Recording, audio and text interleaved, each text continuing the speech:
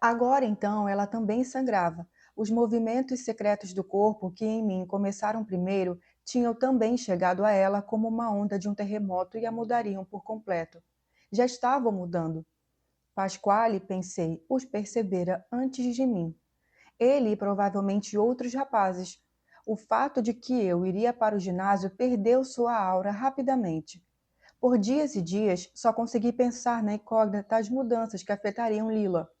Ela ficaria bonita ou ficaria feia como eu? Voltei para casa e me examinei no espelho. Como eu era de verdade? Como, mais cedo ou mais tarde, ela seria? Passei a cuidar mais de mim. Num domingo à tarde, durante o habitual passeio da avenida até os jardins, usei meu vestido de festa, uma roupa azul com decote quadrado e também pus o bracelete de prata que minha mãe me dera. Quando me encontrei com Lila, experimentei um secreto prazer ao vê-la a mesma de todos os dias. Os cabelos pretíssimos em desordem, um vestidinho liso e desbotado. Não havia nada que a diferenciasse da Lila de sempre, uma menina energética e magra. Pareceu-me apenas mais alta. De baixinha que era, estava quase do meu tamanho, talvez só um centímetro menor. Mas o que era aquela mudança? Eu já tinha seios grandes, formas de mulher. Chegamos até os jardins, voltamos para trás, refizemos o percurso até os jardins. Era cedo, ainda não havia um burburinho dos domingos, aos vendedores de avelãs, amêndoas torradas e tremoços. Lila tornou a perguntar-me cautelosamente sobre o ginásio. Disse-lhe o pouco que sabia, mas aumentando tudo o máximo possível. Queria que ela ficasse curiosa, que desejasse participar ao menos um pouquinho aquela minha aventura, de fora, que sentisse que estava perdendo alguma coisa comigo, assim como eu sempre temia perder muito com ela. Eu caminhava do lado da rua, ela na parte interna da calçada. Eu falava e ela ouvia com muita atenção. Depois, o carro dos Solara se aproximou de nós. Michele ao volante e Marcelo ao lado. Este último começou a nos dizer gracinhas, a dizer para nós duas, não só para mim. Cantarolava, inapolitando frases do tipo: Mas que belas senhoritas, não estão cansadas de andar para cima e para baixo? Olhem que Nápoles é grande, a cidade mais linda do mundo, linda como vocês. Subam no carro, somente meia hora e depois as trazemos de volta.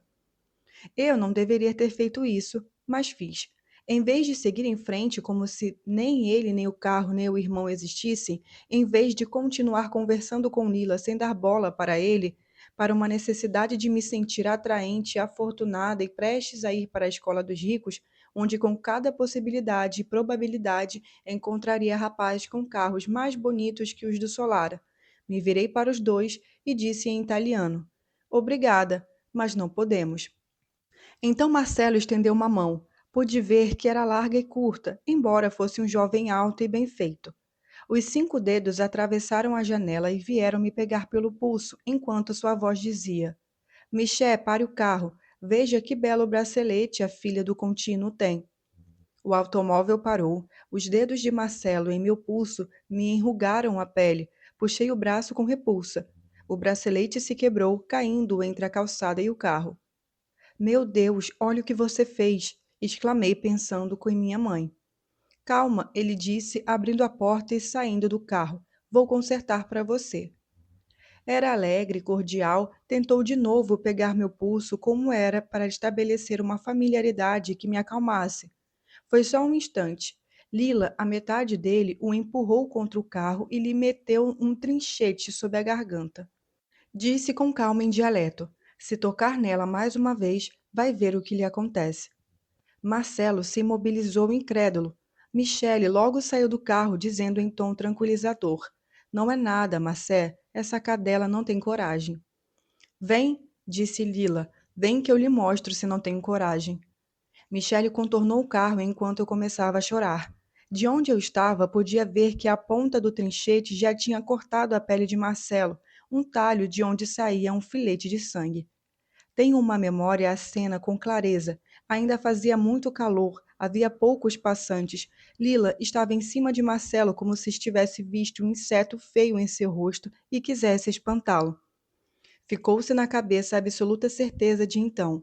Ela não teria hesitado em cortar-lhe a garganta. Michele também se deu conta disso. Tudo bem, valentona, disse, e sempre com a mesma calma, quase se divertindo, voltou para o carro. Suba, Marcé, peça desculpas às senhoritas e vamos. Lila afastou lentamente da garganta de Marcelo a ponta da lâmina. Ele lhe deu um sorriso tímido e o olhara desorientado. Um momento, disse ele. Ajoelhou-se da calçada diante de mim, como se quisesse desculpar-se, submetendo-se à forma extrema da humilhação. Apalpou debaixo do automóvel, recuperou o bracelete, o examinou e consertou, apertando entre as unhas o elo de prata que se rompera. Devolveu-o olhando não para mim, mas para Lila. Foi a ela que disse: Me desculpe. Depois subiu no automóvel e o carro partiu. Chorei por causa do bracelete, não por medo, murmurei. Os limites do bairro se atenuaram ao longo daquele verão. Certa manhã, meu pai me levou com ele. Aproveitando a inscrição no liceu, quis que eu entendesse bem que transportes deveria tomar e que ruas percorreria para ir à nova escola em outubro. Era uma bela, claríssima manhã de vento. Me senti amada, acarinhada, e o afeto que sentia por ele logo se somou a um crescendo de admiração. Conhecia perfeitamente o espaço enorme da cidade, sabia onde pegar o metrô, ou um bonde, ou um ônibus. Na rua, se comportava com cortesia e sociabilidade pacatas, que em casa quase nunca demonstrava. Era íntimo de todos, nos meios públicos, nos escritórios, e sempre dava a entender ao interlocutor que ele trabalhava na prefeitura e que, se fosse necessário, poderia agilizar os trâmites, abrir as portas. Passamos o dia todo juntos, o único de nossas vidas, não me lembro de outros. Ele se dedicou muito a mim, como se quisesse me transmitir em poucas horas tudo o que tinha aprendido de útil no curso de sua existência. Mostrou-me a praça Garibaldi e a estação que estavam construindo. Segundo ele, era tão moderna que vinham japoneses do Japão justamente para estudá-la e fazer uma idêntica na casa deles, especialmente as pilastras. Mas me confessou que gostava mais da estação antiga, era mais afeiçoado a ela. Paciência. Nápoles, segundo ele, era assim desde sempre. Se corta, se quebra e depois se refaz, e assim o dinheiro corre e se cria trabalho. Levou-me pela Avenida Garibaldi até o prédio que seria minha nova escola. Tratou na secretaria com extrema desenvoltura, tinha o dom de ser simpático, um dom que em nosso bairro e em nossa casa ele mantinha oculto. Vangloriou-se de meu extraordinário currículo escolar com um bebel cujo padrinho de batismo, como descobriu naquele momento, conhecia muito bem. Senti que ele repetia frequentemente: Está tudo bem? Ou então: Vamos fazer o que for possível. Me mostrou a Praça Carlos III, a Hospedaria dos Pobres, o Jardim Botânico, a Rua Floria e o museu. Me levou pela Rua Constantinopla, por Porto Alba, pela Praça Dante, por Toledo.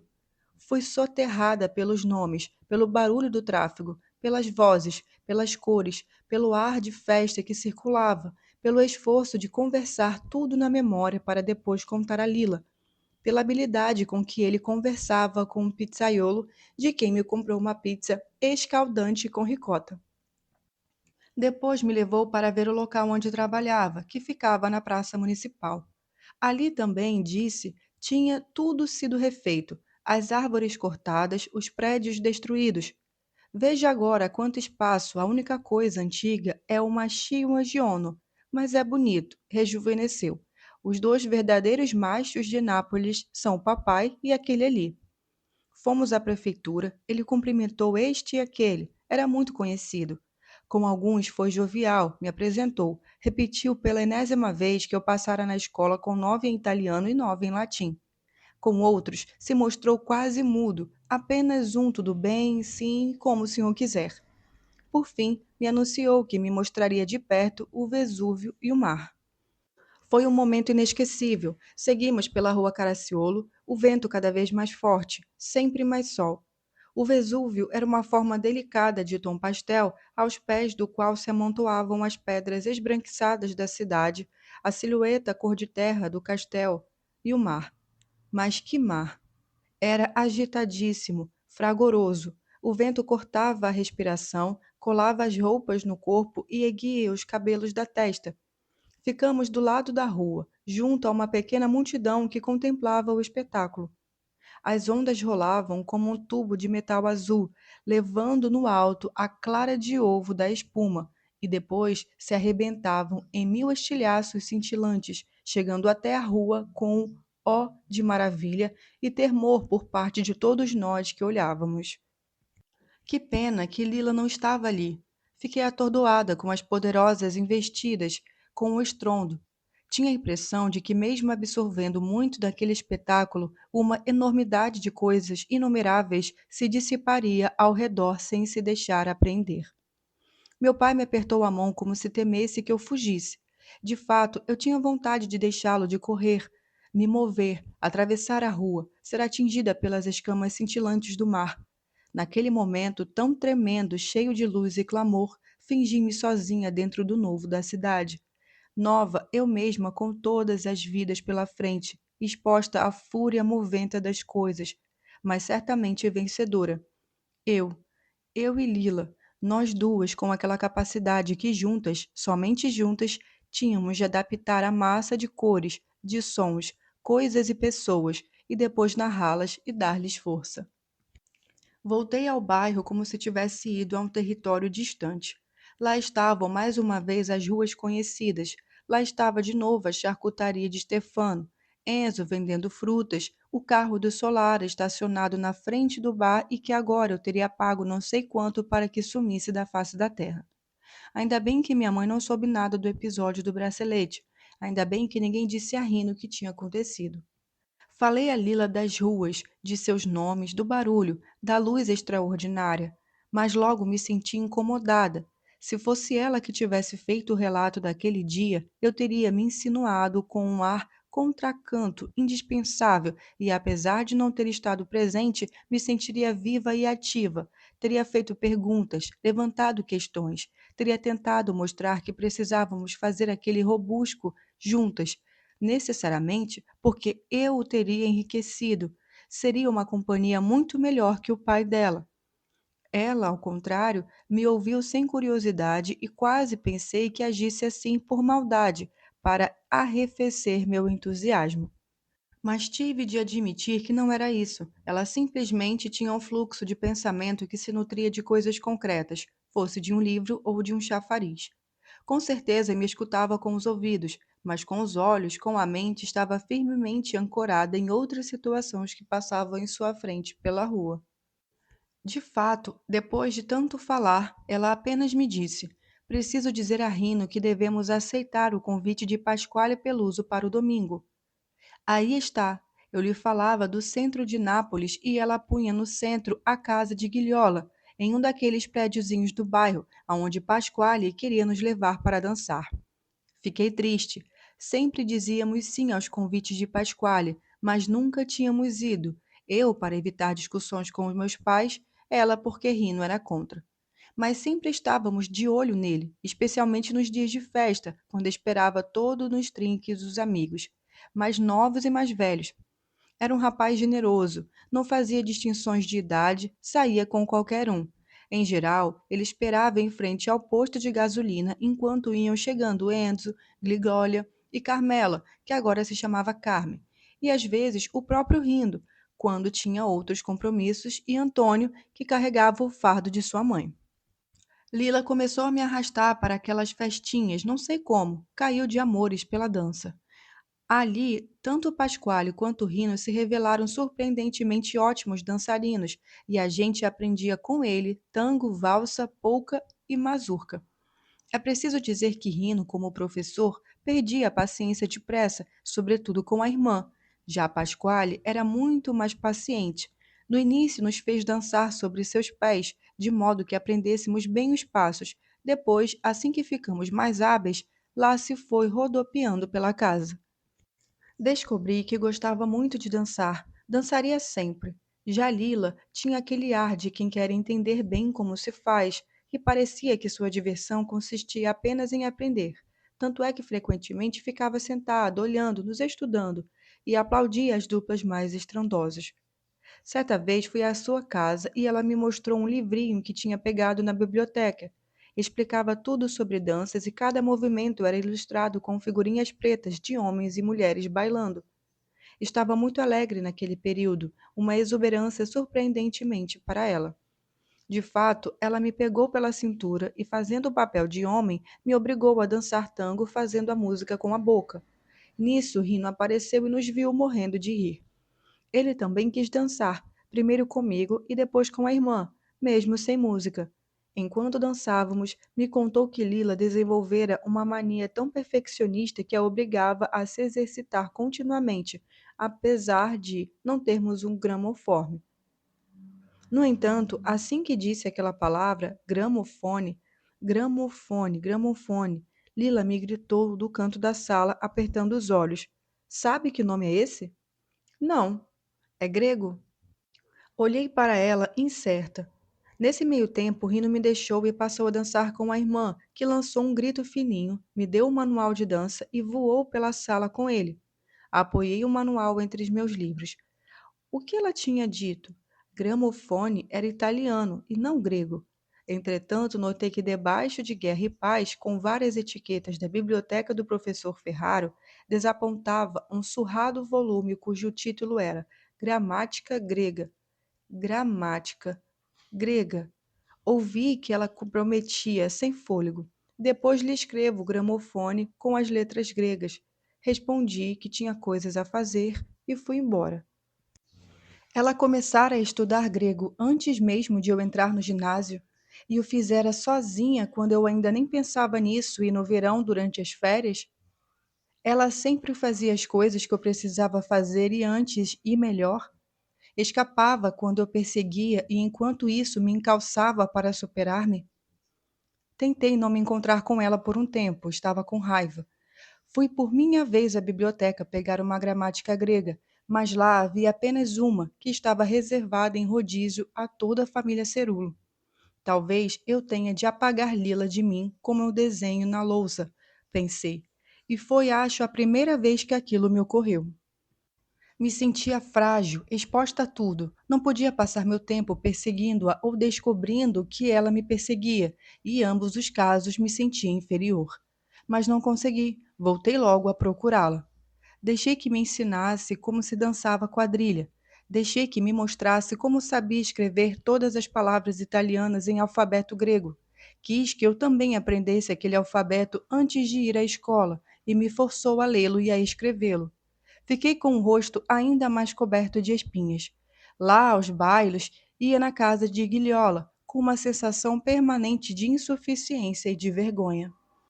Esperei que passasse, mas a insuficiência e a vergonha se intensificaram. Uma vez Lila se exibiu numa valsa com o irmão. Dançavam tão bem juntos que deixamos todo o espaço para eles. Fiquei encantada. Eram bonitos, eram afinados.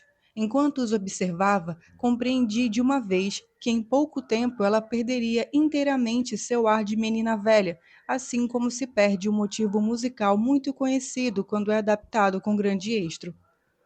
Ela se tornara sinuosa, a fronte alta, os olhos grandes que se estreitavam de improviso, o nariz pequeno, as maçãs do rosto, os lábios, as orelhas estavam buscando uma nova orquestração e precisavam e pareciam prestes a encontrá-la.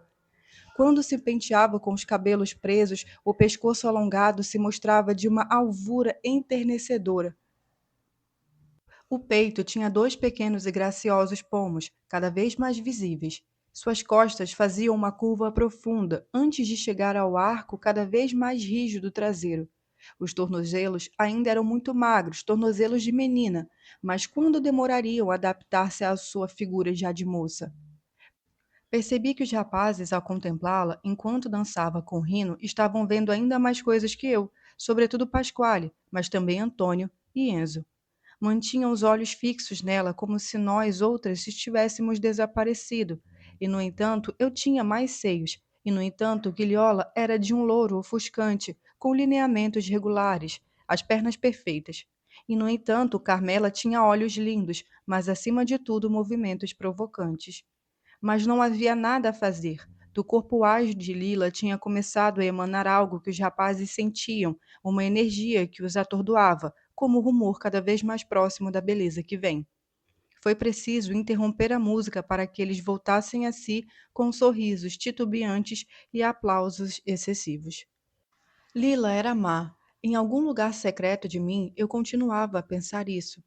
Ela me mostrara que sabia ferir não só com palavras, mas que também saberia matar sem hesitação, e mesmo assim suas potencialidades agora me pareciam uma ninharia. Eu me dizia, ela vai desatar algo ainda mais nefasto, e recorria à palavra malefício, um vocábulo exagerado que me vinha das fábulas da infância. Mas se era meu lado infantil que desencadeava aqueles pensamentos, um fundo de verdade havia. E de fato, Lila estava segregando um fluido que não era simplesmente sedutor, mas até perigoso, o que lentamente ficou claro não só para mim, que a acompanhava desde que estávamos no primeiro ano fundamental, mas também a todo mundo. Pelo final do verão, começaram a intensificar-se as pressões sobre Rino para que nas saídas em grupo fora do bairro para comer uma pizza ou um simples passeio, ele também levasse a irmã. Mas Rino queria espaços só dele. Dava para ver que ele também estava mudando. Lila acendera nele a fantasia e a esperança. Entretanto, ao vê-lo, ao escutá-lo, o efeito não era dos melhores. Tornara-se bravateiro, não perdia a oportunidade de aludir a como era bom no trabalho e dizer que enriqueceria repetindo frequentemente uma frase que lhe agradava. Basta pouco, um pouquinho de sorte e eu mijo na cara dos Solara. Porém, para dizer essas fanfarronices, era indispensável que a irmã não estivesse por perto. Em sua presença, ele se embaraçava, ensaiava umas poucas frases e então desistia. Percebia que Lila o olhava torto, como se ele estivesse traindo um pacto secreto de discrição, de distanciamento, e por isso preferia que ela não estivesse na área. Já passavam todos os dias juntos se esfaltando na sapataria. Assim, ele escapava e saía se pavoneando com os amigos. Mas às vezes parecia ceder.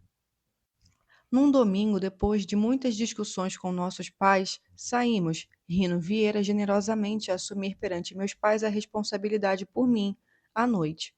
Vimos a cidade iluminada com os letreiros, as ruas apinhadas, o mau cheiro de peixe apodrecido pelo calor, mas também os perfumes dos restaurantes, das frituras, dos bares confeitarias muito mais ricos que os do Solara.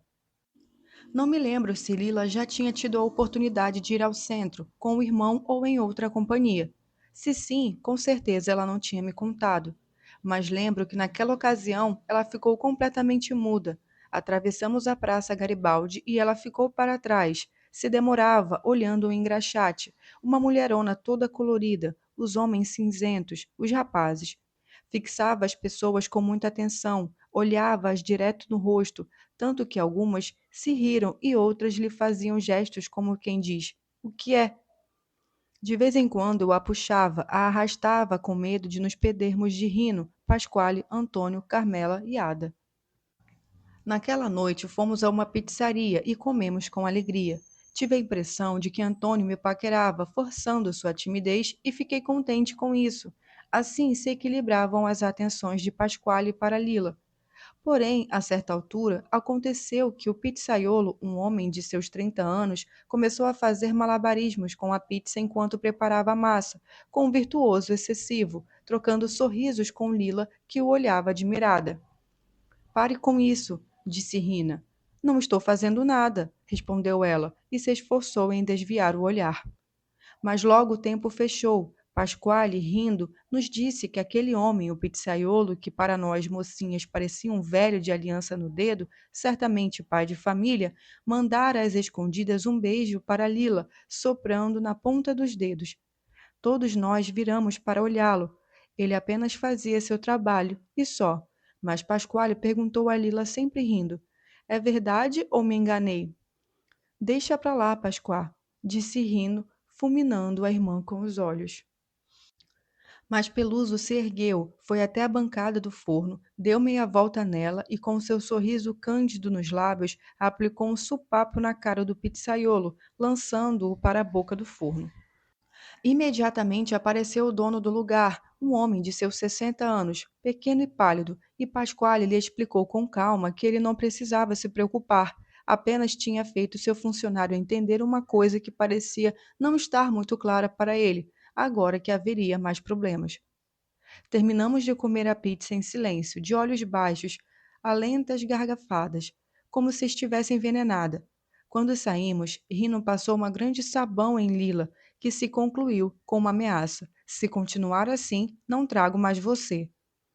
O que estava acontecendo? Na rua, os homens com quem cruzávamos olhávamos todas nós, as bonitas, as bonitinhas e as feias, e não tanto os rapazes, sobretudo o mais maduro. Era assim tanto no bairro quanto fora dele, e Ada, Carmela e eu, especialmente após o incidente com Solara, tínhamos aprendido instintivamente a manter os olhos baixos, a fingir que não ouvíamos as porcarias que nos diziam e seguir em frente. Lila não. Passear com ela aos domingos se transformou no elemento permanente de tensão. Se alguém a olhava, ela retribuía o olhar. Se alguém lhe dizia alguma coisa, ela parava perplexa, como se não acreditasse que falavam com ela, e às vezes respondia intrigada. Tanto mais que, e isso era algo fora do comum, quase nunca lhe dirigiam as obscenidades que quase sempre reservavam para nós. Numa tarde de fins de agosto, fomos até a Vila Comulale e ali nos sentamos em um café porque Pasquale, que na época gostava de bancar os nobres de Espanha, quis oferecer merengues a todos nós.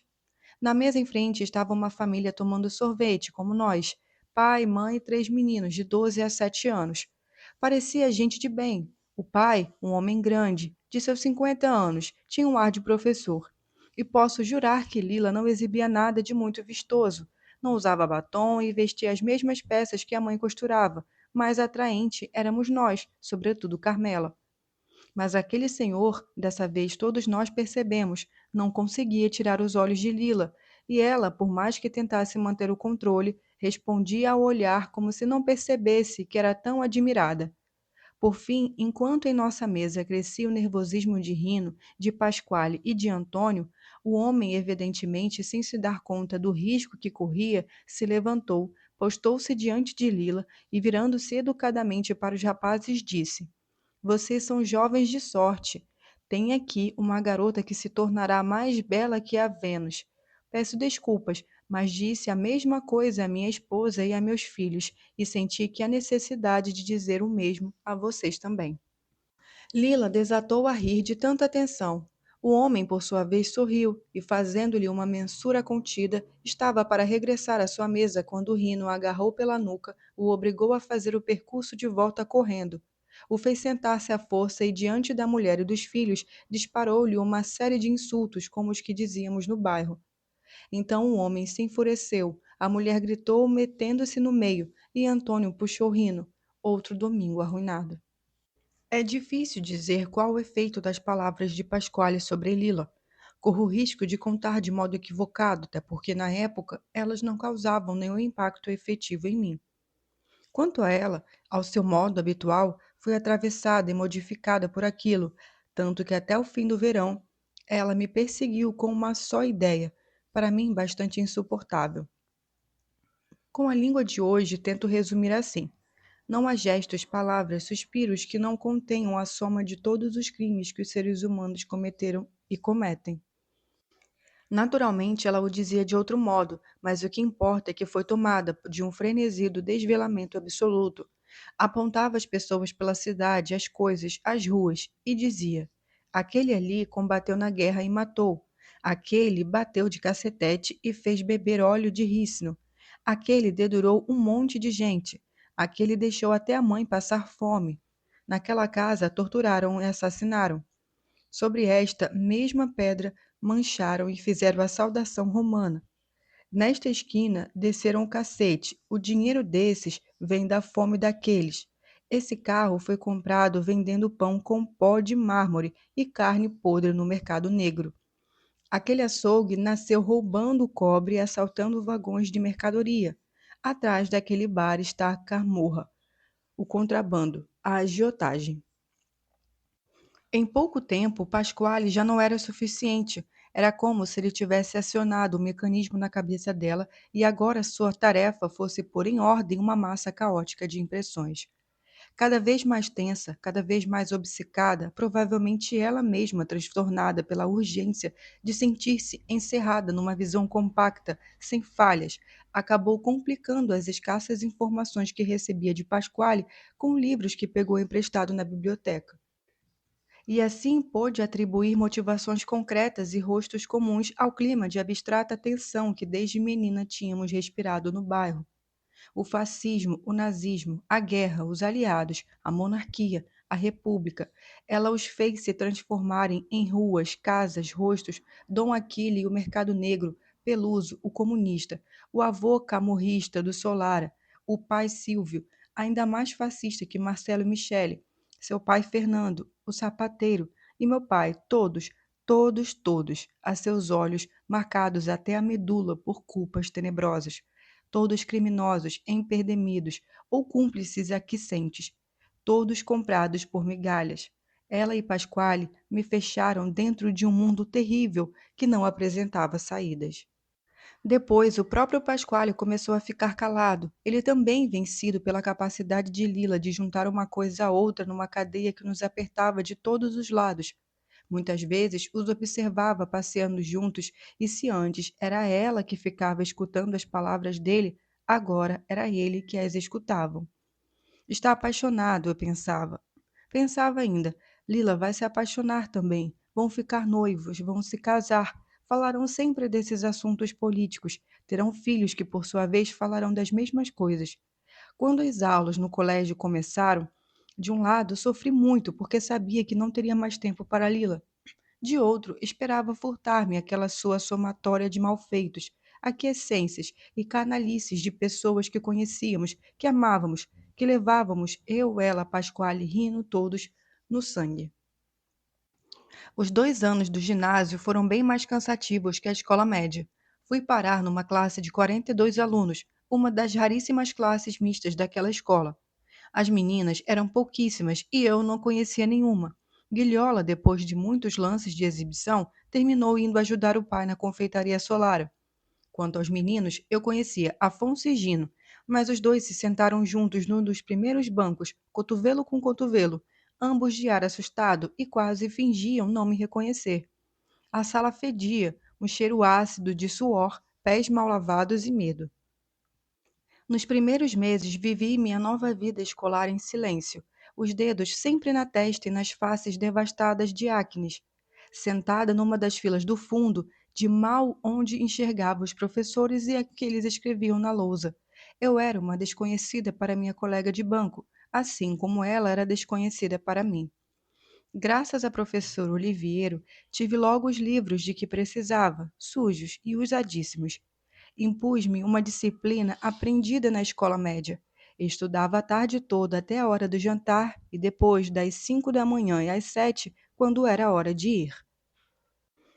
Na saída de casa, carregada de livros, frequentemente me acontecia de encontrar Lila, que corria à sapataria para abrir a loja, onde varria, lavava e arrumava tudo antes de o pai e o irmão chegarem. Ela me perguntava sobre as matérias que eu veria naquele dia, sobre o que eu tinha estudado e queria respostas precisas. Se eu deixasse de responder direito, ela me acumulava de questões que me angustiavam por talvez não ter estudado o suficiente, por não ser capaz de responder aos professores, assim como não era capaz de responder a ela. Em certas manhãs frias, quando me levantava ao alvorecer e repassava as lições na cozinha, tinha a impressão de que, como sempre, eu estava sacrificando o sono quente e profundo da manhã para fazer bonito diante da filha do sapateiro, e não com os professores da escola dos ricos. Até o café da manhã era apressado, por culpa dela. Engolia o café com leite e corria para a rua só para não perder nem um metro do trajeto que fazíamos juntas. Eu esperava no portão. Dali, podia vê-la chegar de prédiozinho onde morava e constatava que continuava mudando. Já era mais alta que eu. Caminhava não como a menina espigada que fora até meses antes, mas como se, arredondando-se de corpo, até o passo se tornasse mais macio. Oi, oi, e começávamos logo a conversar. Quando parávamos no cruzamento e nos despedíamos, ela indo em direção à sapataria, eu, rumo à estação de metrô, me virava continuamente para dar uma última olhada. Uma ou duas vezes vi que Pasquale chegava apressado e a alcançava, acompanhando-a. O metrô ia lotado de rapazes e garotas sujos de sono da fumaça dos primeiros cigarros. Eu não fumava nem falava com ninguém. Nos poucos minutos do percurso, repassava as lições aterrorizada, metia freneticamente na cabeça linguagens estranhas, tons diferentes dos que eram usados no bairro. Vivia aterrorizada pelo fracasso na escola, pela sombra encosta de minha mãe, descontente, pelos olhos duros da professora Oliviero. No entanto, àquela altura, eu tinha apenas um pensamento verdadeiro: encontrar um namorado, e logo antes que Lila me anunciasse que estava com Pasquale. Todo dia sentia mais forte a angústia de não conseguir um namorado para mim a tempo. Voltando da escola, temia encontrá-la e saber de sua própria voz cativante que agora ela fazia amor com Peluso. Ou, se não fosse ele, era Enzo. E se não era Enzo, era Antônio. Ou então, sei lá, Stefano, o salsicheiro, ou até Marcelo Solara. Lila era imprevisível. Os rapazes que zumbiam à sua volta eram quase homens, cheios de pretensões. Consequentemente, entre o projeto dos sapatos, as leituras sobre o mundo horrível no qual fomos para ao nascer e os namorados, ela não teria mais tempo para mim.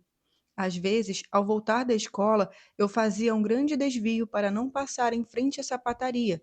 Se, no entanto, a avistasse em pessoa, de longe mudava de rumo por angústia, mas depois não resistia e ia a seu encontro como uma fatalidade.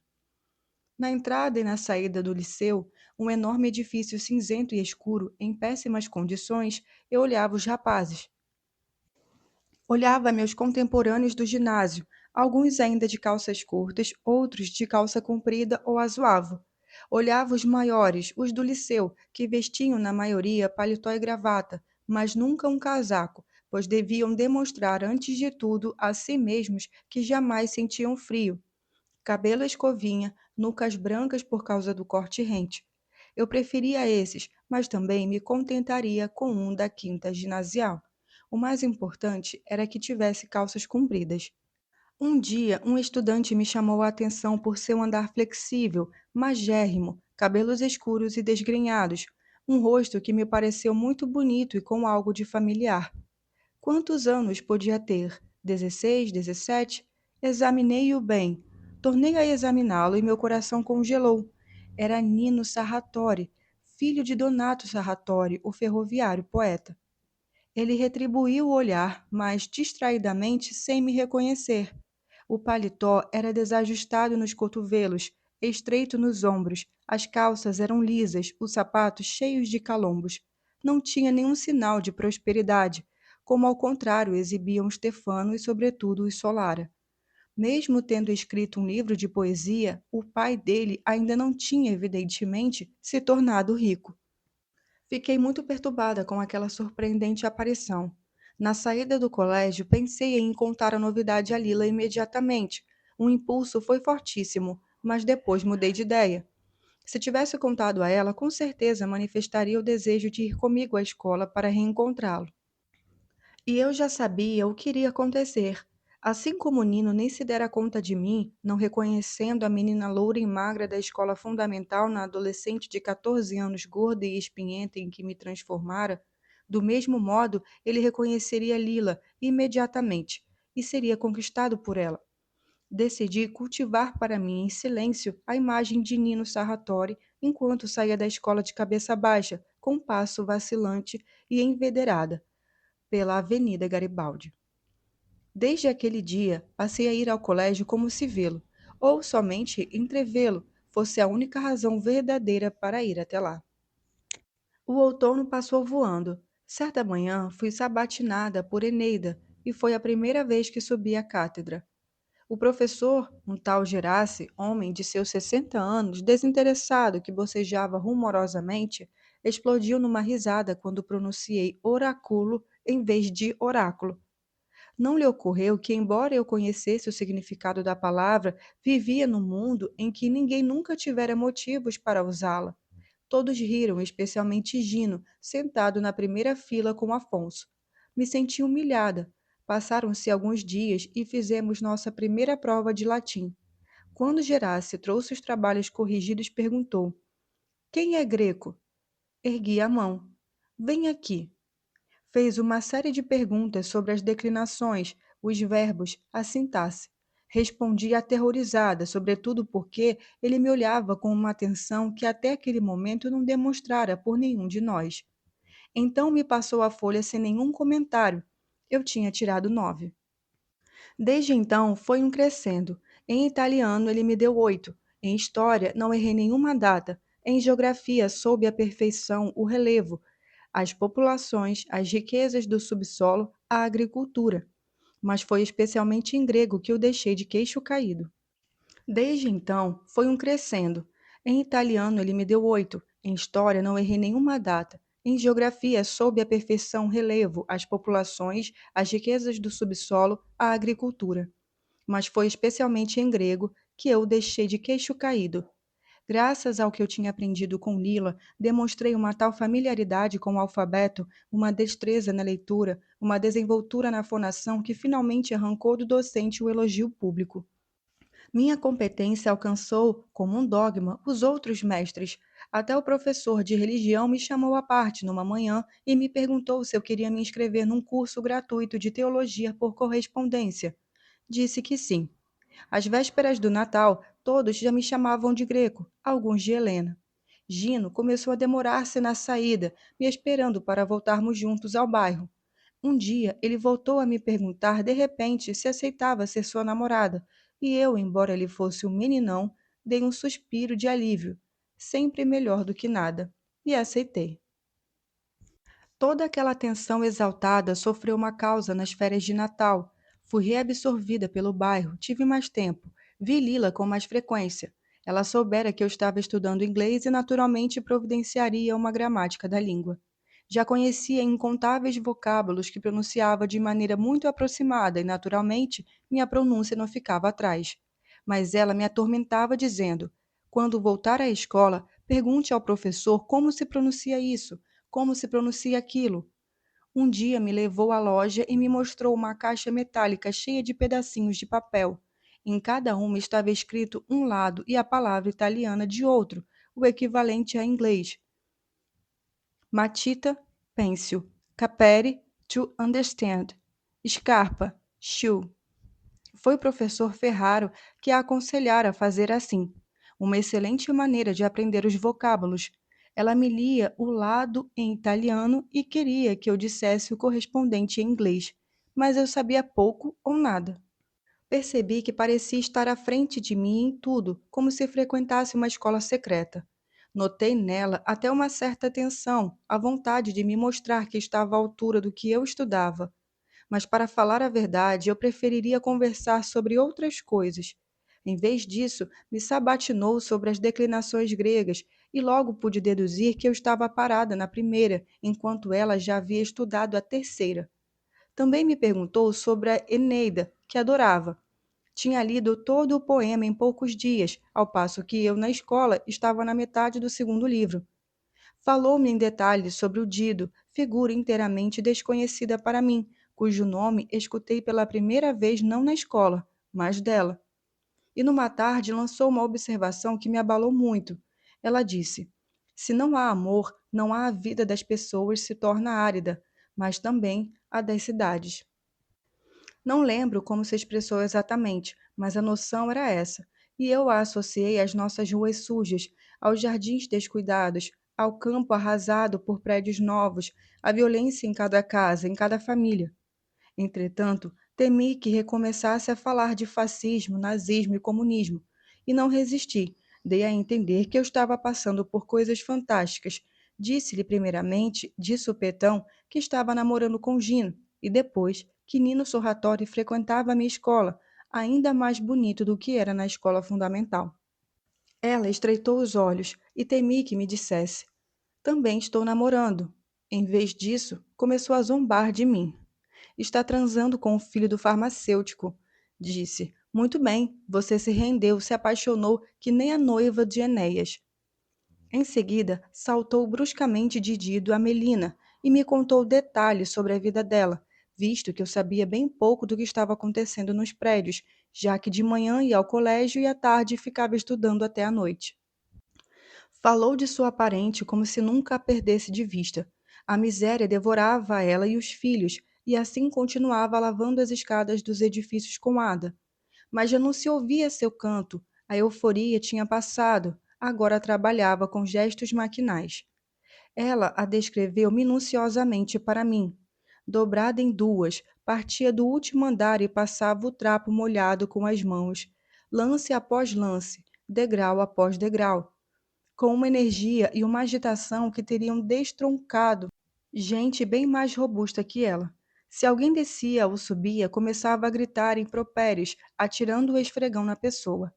Ada lhe contara que uma vez tinha visto a mãe em plena crise porque tinham estragado seu trabalho com pisadas, beber a água suja do balde e ela precisou arrancá-lo da mão dela. Dá para entender? Passagem após passagem, Digino fora parar em Dido e em Enéas, que a abandonaram. E só naquela altura trouxe a palavra baile do nome de Nino Salvatore, sinal de que me ouvira com atenção. Fale a ele sobre Melina, me exortou, e diga que ele precisa contar isso ao pai. Depois acrescentou maldosamente: senão, fica fácil demais escrever poesias.